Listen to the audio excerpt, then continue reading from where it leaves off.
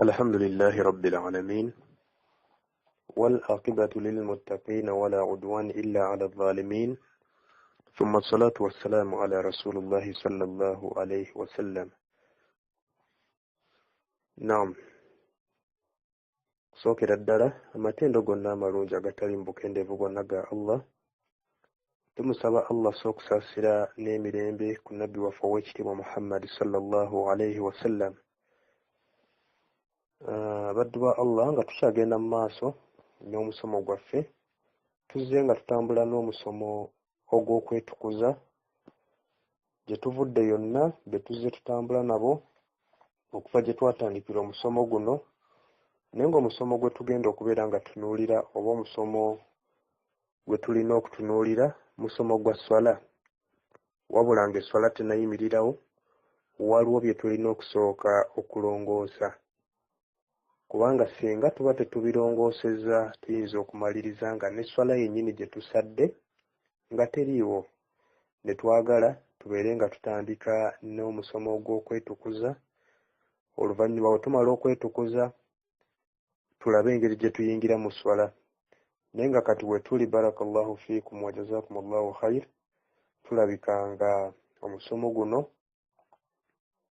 tunaatera okubeera nga tugumaliriza, era nga wenjogerera twalibanga ku gwo tusigazza omusomo gumu gwokka ogw'olwaleero gwe tugenda okubeera nga tusoma, bwe tutyo tubeere nga tuguwunzika. Wabula ngenda kusaba bingi bye tuzze tulaba oba bye tuyize mu musomo guno, nga mu byo mulimu emiteeko gy'amazzi amatukuvu n'ago agatali matukuvu. Ne tubeera nga twalaba ebicaafu mu Busiraamu, ne tulaba amalusu amatukuvu n'agatali matukuvu, ne tulaba ebintu ebisuubirwa okuba ebicaafu amakulu ebiyitibwa najis, naye nga mu butuufu ebintu ebyo si bicaafu era nga si najis. Ne tulaba obukyafu n'engeri gye tubwetukuzaamu, ne tulaba empisa z'oteekwa okweyisa ng'omala ekyetaago, ne tulaba okunaaba omubiri, ebikakasa ku muntu okunaaba omubiri, ne tulaba ennaaba ezitali za tteeka, ne tulaba empagi z'okunaaba, ne tuyiga tutandika tutya okunaaba, ne tulaba ebintu ebikulu mu kunaaba. Bwe tutyo oluvannyuma lw'okwetegereza ensonga ezo ne tugenda mu maaso ne tubeera nga tulaba wudhu tugifuna tutya, ne tulaba ebyonoona wudhu, ne tulaba ebintu ebisuubirwa nti bimalako wudhu naye nga ddala mu butuufu tebimalaako wudhu, ne tulaba ebisaana okwetegereza mu kufuna wudhu, ne tulaba okufuna wudhu mu bufunze. Ebyo byonna tuzze nga tubiraba, ne tulaba okusiiga ku khufu, engatto n'ebirala n'amateeka g'okusiiga, ne tulaba engeri gye tukolamu tayammamu oba okwesiiga enfuufu oba ettaka, ne tulaba ensonga eziviirako omuntu okutayammama. Bwetyo ne tugenda mu maaso ne tulaba n'empagi z'okutayammama era n'engeri gye tusiigamu, ne tulaba ebyonoona tayammamu, ne tulaba nti ebintu byonna bye tulina okwetegereza oluvannyuma lw'okuyiga tayammamu. N'olw'ensonga eyo ennaku zino mu misomo ng'ebiri esatu oba ena tuzze tulaba emisaayi giva mu bakyala esatu, ne tulaba ogw'omwezi ogwa haid, ne tulaba ogw'okuzaala ogwa nifas, era nga tubadde tuli ku gw'ekyalaalo oba oguyitibwa istihadha. N'olw'ensonga eyo nga nsuubira nti olwaleero gwe mulundi gwe tuyinza okubeera nga tuwunzika omusomo guno ogw'okwetukuza gwe tubaddeko ogwa twahaara. N'olw'ensonga eyo okusinziira ku ebyo bye mmenye waggulu, bw'obanga nga bwe mbadde mbimenya ng'oli mu abo abatabimanyi, manya nti gwe twakuleka dda. Era wano wenkuweera chance ne ŋŋamba nti okusinziira nga bwe mbimenye bwe twabiyitayitamu, bw'oba olina w'olina okubuusabuusa, beera ng'obuuza nga tetunnagenda mu maaso. Beera ng'obuuza nga tetunnagenda mu maaso, kuba kati kirabika tugenda kubeera nga twolekera ku musomo gwaffe oguddako ogw'okwetegekera esswala. Naye nga tetunnagenda ku musomo ogwo, omulundi gwe twasembayo okusinkana waliwo ensonga ze nayita mu bufunze ne ŋŋamba nti Allah bw'aliba atusobosezza okuddamu ne tusinkana tujja kubeera ng'ensonga ezo tweyongera okubeera nga tuzigaziyaamuko nga nazo twali tutunuulira ebika n'embeera z'abalwadde b'ekyalaalo ne tugamba ekyesooka waliwo omukyala w'ekyalaalo naye nga kyamujjira bujjizi amakulu yali alwala mu ndwala eya bulijjo eya hiv naye bambi oluvannyuma n'afuna obulwadde bw'ekyalaalo ne tubeera nga tugamba nti ono akola atya wali ensonga zino naziyita mu bufunze wabula ngezaako okubeera nga nzigaziya zisobola okubeera nga zitegeerekeka kati omuntu afaananako bw'ati akola atya omukyala ow'engeri eno alagirwa dde yajjukire era yeetegereze bulungi nga tannalwala yali ng'afuna hayivu mu biseera ki era yamalanga nnaku mmeka bw'amanya oba wajjukira ebiseera bye yalwalirangamu okugeza yalwalanga buli ntandikwa ya mwezi oba ku nkomerero yaagwo oba mu makkati gaagwo ekyo bw'akifuna oba bw'ajjukira nti yamalanga ennaku okugeza 5 oba 6 ekyo kiba kitegeeza nti buli mwezi okusinziira ku kiseera kye atuwola ennaku 5 oba 6 nga tasaala era nga tasiiba bwe kiba kiseera kya kusiiba era mu ngeri y'emu mu nnaku ezo taweebwa na ttalaka Nabbi sallallahu alaihi wasallam yagamba Faatuma mu kusooka ataali mulwadde wa kyalaalo naye oluvannyuma n'akifuna nti essala gireka okumala ennaku ze walinga olwaliramu haivu bwe ziggwako naabo otandika okusaala era gwe yeetaaga obujulizi soma Sahih Muslim namba 334 oba osobola okulaba mu Abi Daawud namba 274 embeera ey'okubiri waliwo okuba nga talina kyayinza kutegeererako okubadde ng'okutandika okulwala omwezi ate n'ekyalaalo we kitandikidde wabula ng'ate omusaayi asobola okugwawula oyo ye yeetegereza enfaanana y'omusaayi omuddugavu nga gwa bitole ogwo amanya nti gwa haivu ogw'ennaku endala gwe gw'ekyalaalo kuba nabbi sallallahu alaihi wasallam yagamba nti bwe guba musaayi gwa haivu gwo guba muddugavu gumanyiddwa bwe guba nga gwe guzze lekerawo okusaala naye bwe guba nga gwe guli omulala ogw'ekyalaalo funa wuzu osaale ogwo tegukugaana kusaala osobola okusomako mu sunani Abi Daawud namba 263 okubeera nti ofuna obujulizi ku nsonga eyo weyongera okumanya ebisingako awo nga tukyagenda mu maaso n'olwekyo omukyala bw'aba nga asobola okwawula emisaayi ebiri ogwa haivu n'ogw'ekyalaalo ng'agwawula okusinziira ku nfaanana yaagwo empunya yaagwo oba engeri endala yonna enjawulo eyo gy'aba akozesa kitegeeza nti enjawulo eyo yennyini gy'alina okubeera ng'akozesa tusabe Allah asitaase embeera efaanana bw'eti Allahumma amiin embeera ey'okusatu ate waliwo omulala nga bambi talina njawulo gy'alina ku misaayi egyo gyombi nga tayinza kumanya nti kati ndi mu haivu oba kati ndi mu kyalaalo oyo nno alagirwa buli mwezi aleme kusaala kusiiba n'ebirala okumala ennaku bakyala banne nga maama we baganda be n'abalala ku b'eŋŋanda ze ze bamala mu haivu nabbi sallallahu alaihi wasallam ku mulundi guli ogwasembayo bwe twayogera ku nsonga eno tetwaleeta bujulizi ku yo era nsazeewo leero mbaleetere obujulizi ng'obujulizi bwe ngenda okuleeta buva mu sunani Abi Daawud namba 267 osobola n'okusomako mu Tirmidhi namba 1010 okubeera nga obufuna wa barakallahu fiikum nabbi sallallahu alaihi wasallam bw'ati bwe yagamba omukyala ayitibwa Hamna yamugamba nti malina ku 6 oba 7 mu buli mwezi bwe ziggwako naaba osaale okumala ennaku 23 oba 22 era n'okusiiba siiba ekyo kikumala okukolerako okusinziira ku mbeera yo era bw'ojjanga okukola buli mwezi okusinziira ku bbanga agamba bakyala banne lye bamala nga bali mu haivu n'ebbanga lye bamala nga batukuvu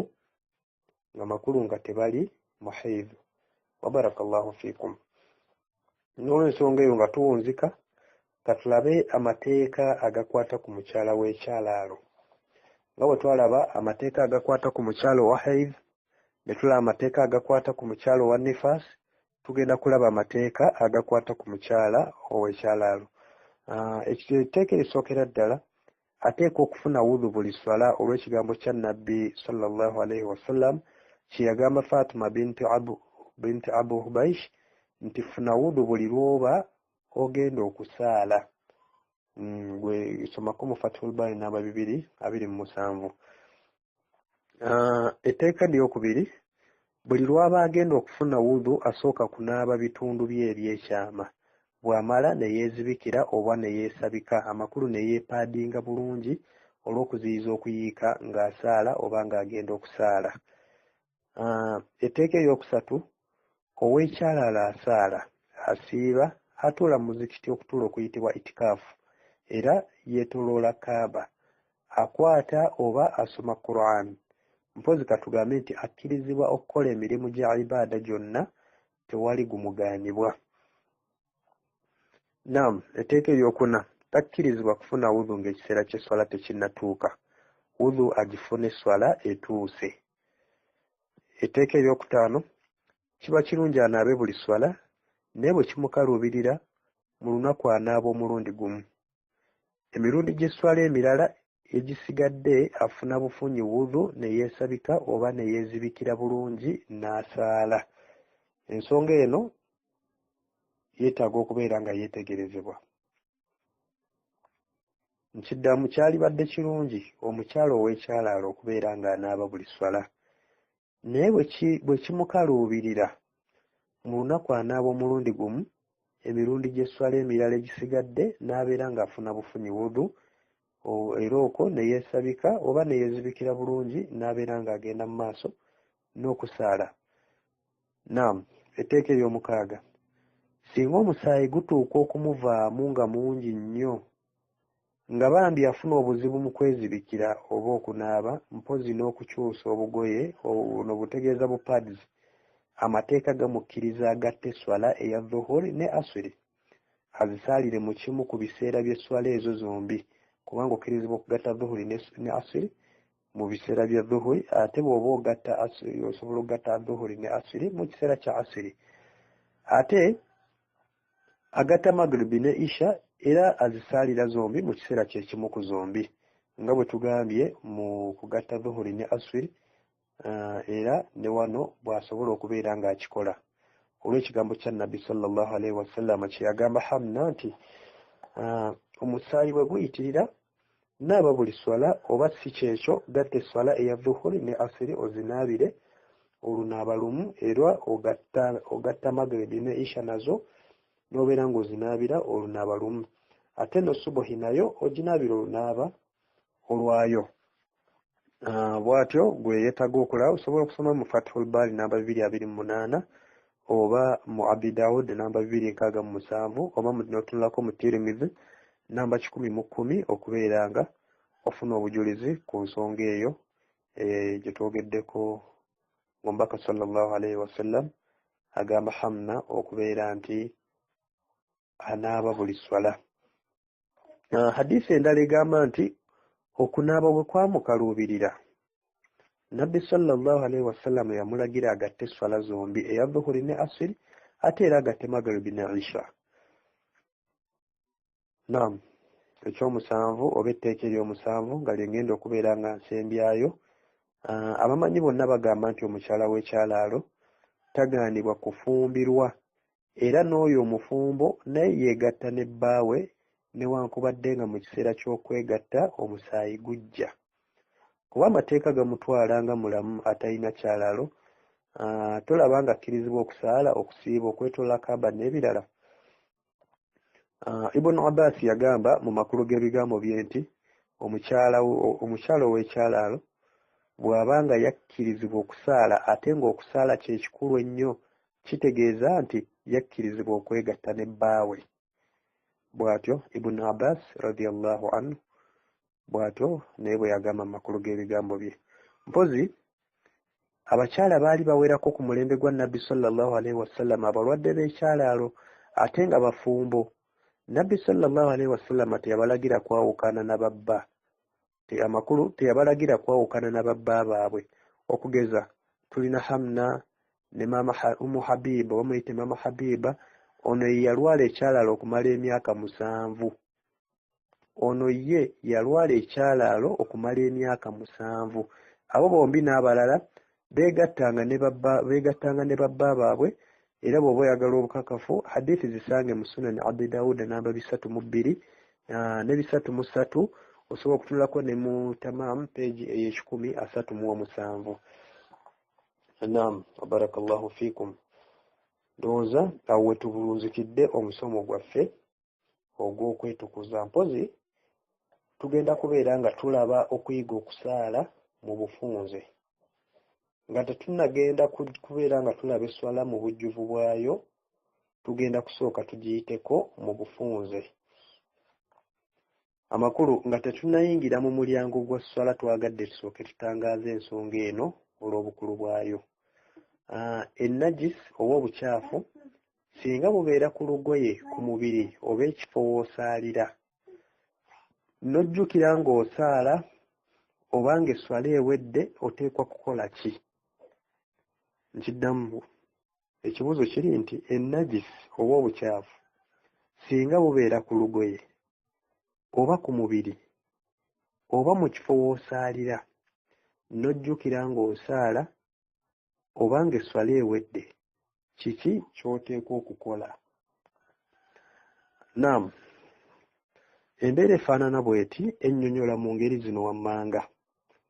Engeri zino zigenda kubeera 3. Esooka, singa omusaazi ojjukira nti olugoye lw'olimu luliko ennajisi, olagirwa olweyambulemu singa luba terukusiize bukyafu. Bw'olwambulamu ogenda mu maaso n'esswalayo tefa. Ekyo nno okikola naddala ng'olugoye lubadde, okugeza nga jaketi, ekooti, esweta, enkofiira, akatambaala n'ebirala ebiringa ebyo. Era kino kikkirizibwa bwe kiba nga bw'olwambulamu tosigala bwereere, mu ngeri y'emu nga n'okubyeyambulamu kwangu tolinga abyesikambulamu obwesikambuzi. Ndowooza ekyo kitegerekese. Naam, ensonga ey'okubiri, waliwo okuba nga ennajisi oba obukyafu buli ku lugoye, nga bw'ogamba nti olweggyeko oba olweyambulemu ng'osigala bwereere, oba okuba nga ennajisi eri ku mubiri gwo, oba nga ennajisi eri ku mubiri gwo, awo esswala ogivaamu n'ogenda ne weerongoosa n'otukula bulungi, era esswala oteekwa kugiddamu buto. Embeera ey'okusatu, bwe kiba nga ennajisi yabadde ku lugoye lwo oba ekifo we wasaalidde, oba kale ebadde ku mubiri gwo, n'ogiraba nga esswala ogimaliriza, esswalayo eba ntuufu, togiddamu. Wa barakallahu fiikum wa jazakumullahu khaira. Naam, kino kikulu nnyo era kyetegereze bulungi. Omusaaze olagirwa obutadda mu sswala singa olaba obukyafu ku mubiri gwo, oba mu lugoye oba mu kifo w'osaalidde oluvannyuma lw'okusaala. Ekyo eky'obutadda mu sswala kikola mu mbeera efaanana bw'etyo yokka. Wabula bw'omaliriza okusaala n'ojjukira nti wasadde tolina wudu oba wasadde tonaabye janabba, esswala eyo gy'oba osadde eba nfu. Kyekimu obadde okyasaala n'ojjukira, oba wadde ng'obadde omaze okusaala, era olagirwa ogenda ofune wudu. Bwe kuba nga kubadde kugeza kunaaba janabba, genda onaabe, esswala ogiddemu newankubadde ng'ekiseera kyayo kibadde kiweddeko. Obudde bw'onaafuniramu wudu oba bw'onaanaabiramu bw'ojja okugisaalirako, tokkirizibwa kugirindiriza. Ku nsonga eno Nabbi sallallahu alaihi wasallam yagamba nti esswala y'omuntu yenna tekkirizibwa nga si mutukuvu. Wabula singa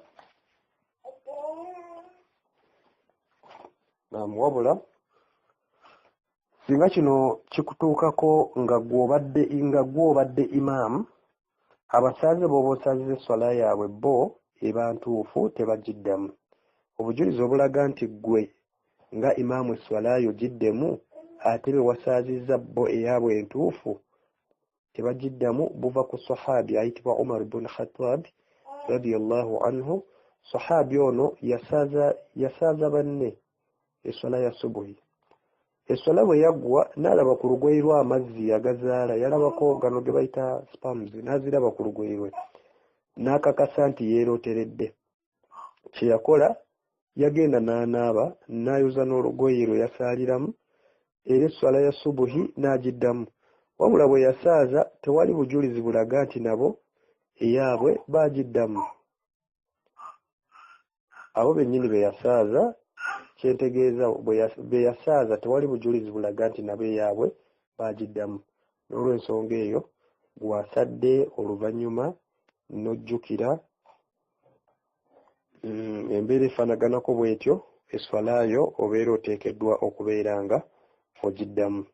Mpozi osobola okgendako mu Salaatul Mu'min n'osoma mu volume esooka peegi eya 67 gy'ojja okusanga okunnyonnyola okulungi bwe kutyo insha Allah.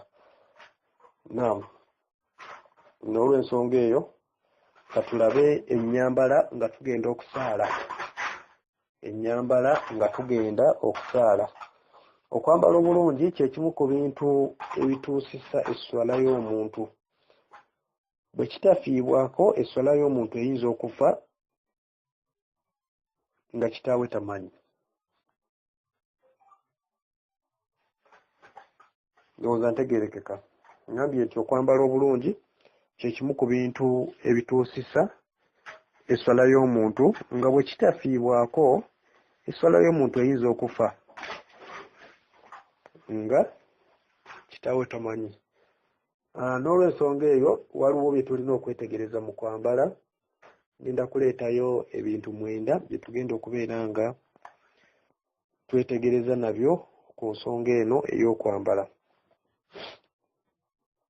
nga nabyo bye bino wammanga. Ekisooka, twewale okwambala engoye enfunda ezituuka n'okulaga obutono oba obunene bw'oyo agenda okusaala. Ekyo kigatta abasaaze bonna, omusajja n'omukyala. Tugambye twewale okwambala engoye enfunda ezituuka n'okulaga obutono oba obunene bw'oyo agenda okusaala. Ekyo kigatta abasaaze bonna, omusajja n'omukyala. Ekyokubiri, nga tunuulira ensonga yaffe ey'okubiri, twewale okwambala engoye ezitangaala, kabe kasinga eziraga n'ebitundu ebyekyama. Bwe kituuka awo eswala efa.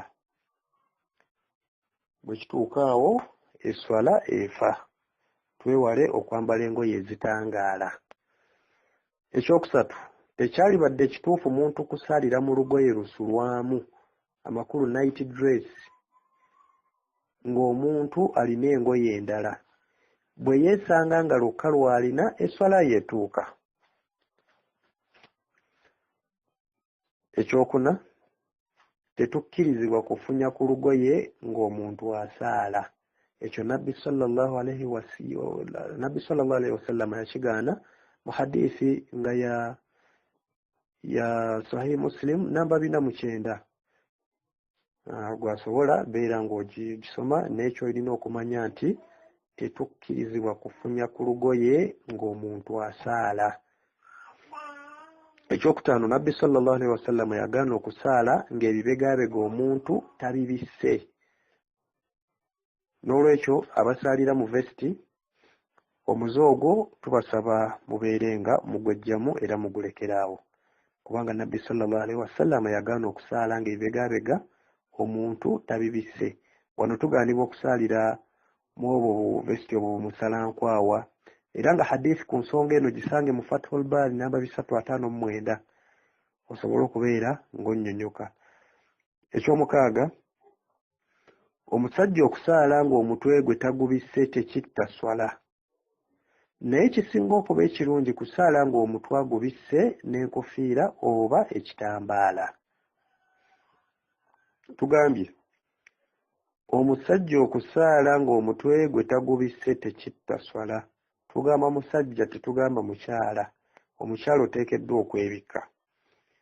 Omusajja okusaala ng'omutwe gwe tagubisse tekitta swala, wabula ekisinga okuba ekirungi kusaala ng'omutwe agubisse n'enkofiira oba ng'agutaddeko ekitambaala. Naam, ekyomusanvu, twewale okusaalira mu bifo nga birimu ebifaananyi kuba ekyo kirabankanya omusaaze. Twewale okusaalira mu bifo nga birimu ebifaananyi, ekyo kirabankanya omusaaze. Wano nno n'abayingira mu masjidi ogenda okusaala ne mubeera nga mutwala amawulire, mukitwale nti tekikkirizibwa kuyingiza mpapula z'amawulire mu mizikiti. Mulina okubeera nga mukyejjamu ne mubeera nga temuteeka mpapula z'amawulire mu mizikiti oba nga temuyingira nazo. N'olw'ensonga eyo mbakubiriza okubeera nti ebintu ebyo byonna tubyewalira ddala. Ekyomunaana, omukyala bw'abanga waasaalira abaliwo bamuzira okumuwasa oba nga ali ne bakyala banne oba kale ali yekka, si tteeka okubika ebigere bye. Wabula bw'abanga waali waliwo abasajja abatamuzira kumuwasa, olwo ateekwa okubika ebigere bye ng'asaala. Era ensonga eno yannyonnyolwa bulungi mu hijaabul mar'ati oba mu hijaabul mar'ati walbasuha fi ssala. Bw'oba osomye ku peegi ey'14, ensonga eno yannyonnyolwa bulungi nnyo. Hijaabul mar'ati walbasuha fi ssala. Nga nekyomwenda era nga kyengenda okubeera nga nsembyayo olwaleero, twewalire ddala okujja mu muzikiti nga tuvaamu ensu. Twewalire ddala okujja mu muzikiti nga tuvaamu ensu. Oli najja ng'ava kunywa sigala, taaba, oba kale alina byawunya. Embeera efaanana bw'etyo tugyewalire ddala nga tugenda okusaala, naddala nga tugenda kusaala jjama. Bangi abagenda mu mizikiti nga bawunya sigala, bawunya taaba, bawunya ebintu ensu ez'enjawulo. N'olwekyo baddu ba Allah tubasaba mubeere nga mwewala embeera ezifaanaganako bwe ziti. Wa barakallahu fiikum wa jazakumullahu khayra. Bwe tutyo bwe tusobodde okubeera nga tumaliriza omusomo gwaffe guno, wabula nga omulundi gwe tunaddamu okubeera nga tusisinkana insha Allah, tujja kubeera nga tulaba oba nga tuyiga okusaala mu bufunze. Olwo nno tulyoke oluvannyuma tulabe ebyetaagisa okukola nga tonnaba kubeera ng'oyingira mu ssala. Oluvannyuma lw'ekyo tusobole okubeera nga tuyingira mu mulyango gw'essala butereevu, nayo tutandike okubeera nga tuginnyonnyoka. Tusaba Allah atuwa obusobozi era atuwa okuyiga bye tusoma n'okubiteekamu n'okubissa mu nkola. Innahu waliyu dhalika wal qadiru alayhi. Wassalamu alaykum wa rahmatullahi wa barakatuh.